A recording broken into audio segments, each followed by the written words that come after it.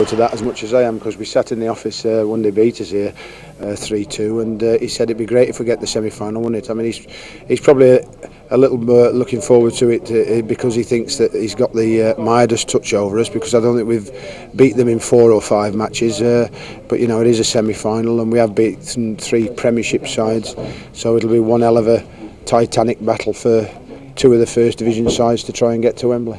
Tranmere took a big step nearer a Wembley final last night as they beat Bolton by 1-0 in the first leg of the Worthington Cup semi-final at the Reebok Stadium.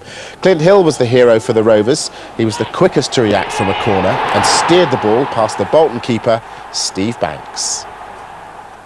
Cricket now. The Men in Black and John Aldridge's boys from Birkenhead at loggerheads again. After the FA Cup cocktail of controversy came the why nots of the Worthington Cup.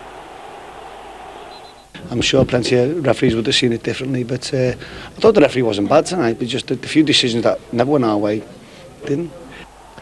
First, why didn't Alan Mahn's first half goal stand? The referee and his assistant judged the inspirational young Irishman to be offside, when the replay suggested he was safe by around 2 yards.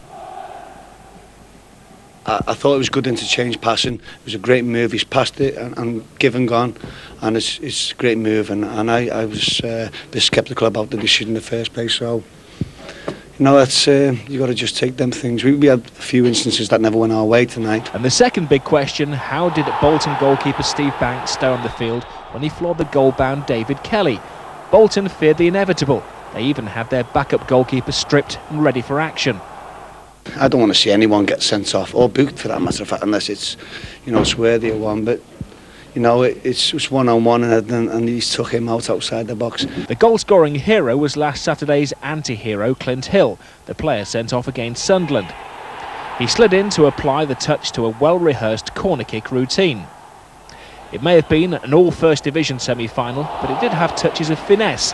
Alan Mahn's juggle and volley stretched Banks.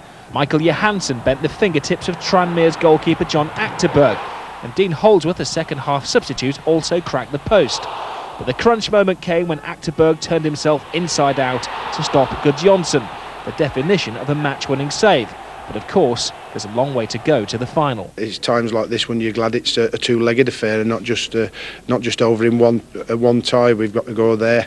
They'll all be expected to play the game out and virtually say that, well, you know, they should win at their place. We'll have a great fight on our hands to make sure it's not like that. For the record, Tranmere made one substitution carried out to the letter of the law, or the exact writing of the rule book.